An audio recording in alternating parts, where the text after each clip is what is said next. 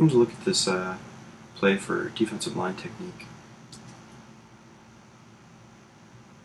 Wyoming runs outside zone here, which was basically their staple play in the run game. We play a number of teams that also base their running game on outside zone mainly. And Edmond cleans this play up, but I wanted to go back and kind of look at this to watch the defensive tackles. It's really important that we play outside zone with good technique. And this is something that took us a while to develop last season. But if you watch Moore and Whaley here, they flow with the outside zone here a little too much. We saw in one of the previous highlights that I showed from the Kansas State game last year about how you want your defensive tackles to attack those blocks. So anytime an offensive lineman is crossing over his feet as he's going sideways on you, as a defensive tackle, you've got to make him give up ground in the backfield for crossing over like that. He's giving up leverage to move laterally. If you attack him, you can push those blocks into the backfield and change the angles for the running back, essentially taking away the choices he has in outside zone and killing some of the movement of the play. But if you do kind of like what Moore and Whaley have done here, which is stand up and try to watch the blocks, see where the play is going, or try to work to a gap horizontally, you're playing right into the hands of the play, and that's usually what opens up a gap in the play. We see the same theme here on this 4th and 1 play. Moore is trying to run with the block instead of forcing it back into the backfield. And that opens up the cutback lane along with the cut block on that play. Again, if you watch this, you'll see Whaley get cut on the back. Moore's running down the line instead of penetrating. That opens up the cutback.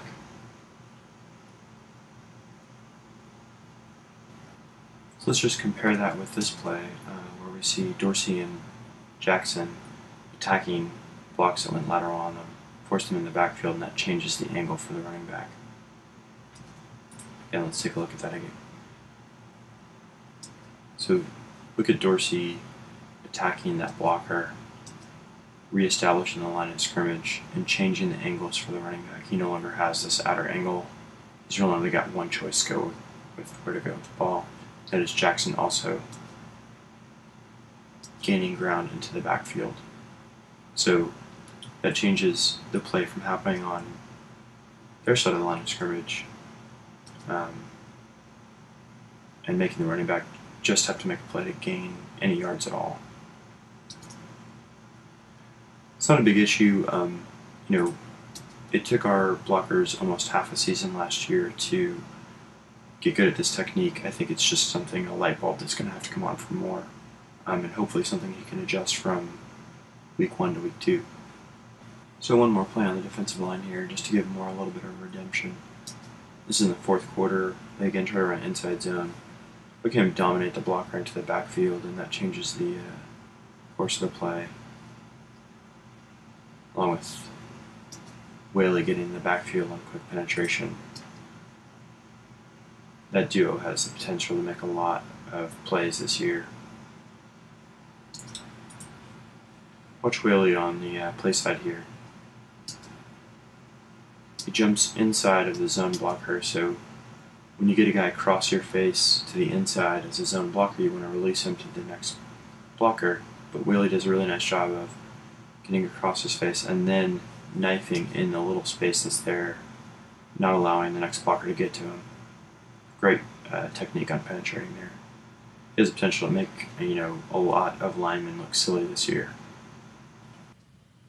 So let's look at this 1st quarter play.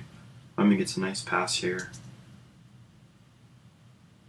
See, they motion the number 3 receiver across the formation. They throw the quick slant. They're able to get a pretty good gain on the play. We do get a good hit on the receiver from Phillips. Let's talk about this a little bit more. Offensively, Wyoming's going to see a lot of man defense this year because of the threats they present and the alignment problems they present.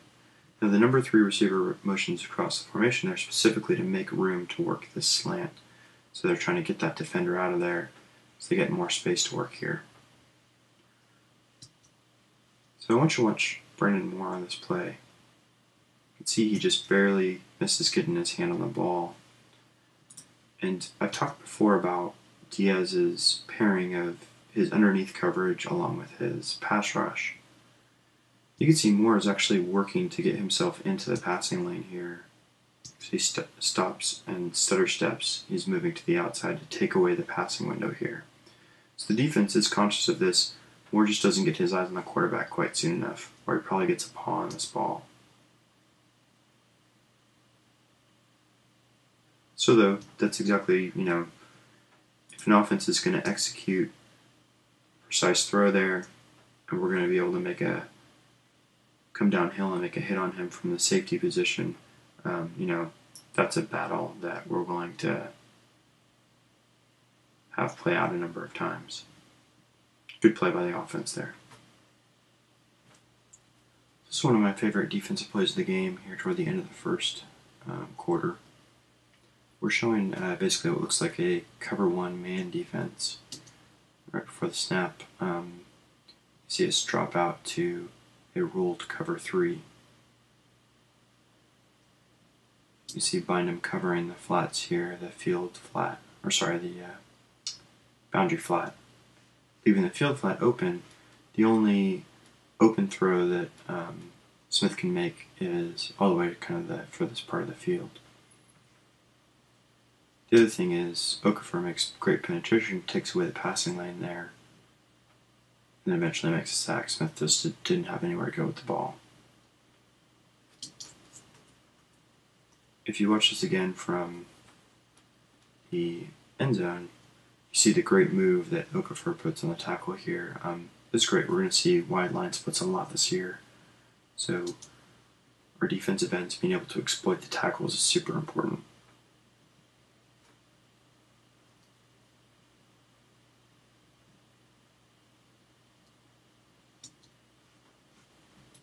So let's also check out one of the coverages that didn't go so well. It looks like we had a coverage bust on this touchdown pass. I'm going to try to hazard a guess at what happened, although obviously I don't know the specific assignments. Pretty sure I think I know what happened here.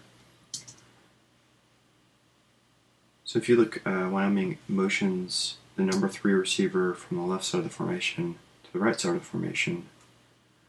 And that switches the responsibility of the safeties. You can see Adrian Phillips dropping back and Thompson coming down because of that switch. We're in a man defense here, and so this just became Thompson's man on the right side here, making Phillips the free safety or the center fielder.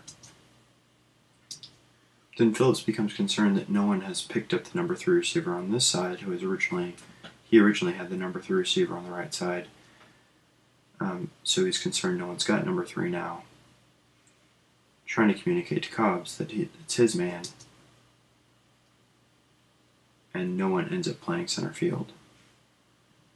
So Vicar thinks he's got deep help. He's playing outside leverage, man defense, so that he can funnel the play toward the center fielder, but there is no center fielder. So just a communication mix-up, and definitely something easy to correct from game 1.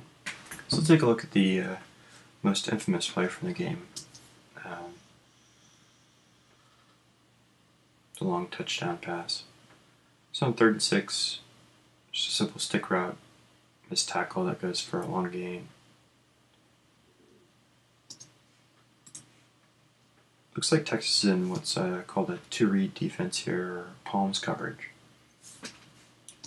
Essentially, the defense is reading the number 2 receiver. If the number 2 receiver breaks outside, he becomes the cornerback's man, which is what happens here. Once he makes that stem, Bynum is trying to make a break on the ball here. He gets shielded by the outside receiver, though, and can't quite get to the play quick enough. Phillips also kind of gets a late peek at the quarterback here. Ideally, he's reading 2, but also making eyes with the quarterback so he can look for a shift transfer and break on the ball. So he just gets a little bit of a late break there. Potentially we make that tackle if we get a little bit better break on the ball and prevent the first down. But more importantly, I think if you look at this call, the two read is really good at is denying throws to the flat, because it gives the defense the presence of the corners in the flat, and a read on any sort of bubble screens or something like that.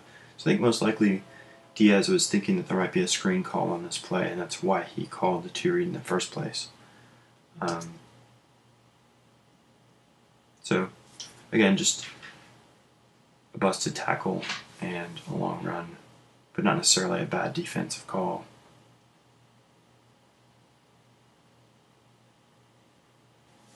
Finally, let's take a look at how fire zones played into the game plan. It's probably the biggest play we got from fire zones. We're in the parallel package here, the dime set essentially. And just like always, we bring lateral pressure with our fire zone to create gaps in the offensive line, and we're going to exploit those gaps with run-throughs.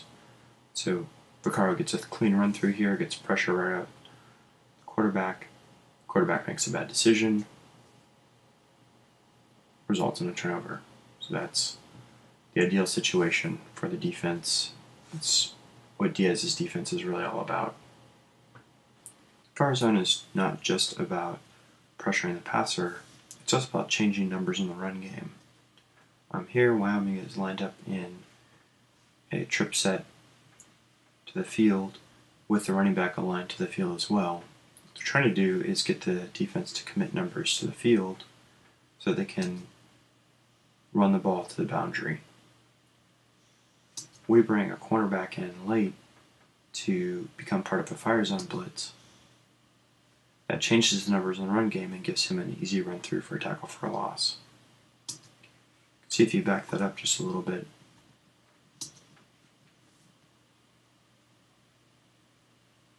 If you watch how the picture would have looked for the offense, imagine that this corner is defending this wide receiver. Now the offense has a big lane to run through.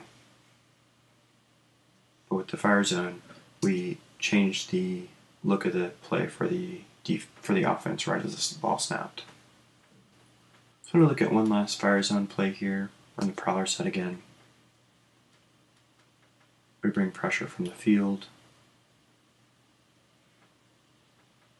And you can see the hot defenders established here. The hot twos and the hot three. One thing we can improve on here though is it's not enough to just drop to a location. We really need to establish awareness on these underneath defenders. So you want to keep your eyes on the quarterback, but you also want to be aware of receivers threatening your zone. And that's definitely an area where we could improve. You can see both Phillips and Okafor weren't really aware of the receiver until the ball was thrown. So by getting better awareness in the zones, it really elevates the fire zones to a complete defense. You take away the deep ball, you pressure the hots, and you bring a pressure on the quarterback that forces him to make a decision before he wants to. Overall, I thought there was a lot of good things from Game 1 and a lot of stuff to look forward to. Next week, hoping to do a smaller number of plays with kind of a higher quality of analysis. But for this first week, I wanted to cover all the different stuff that I saw that I thought was interesting.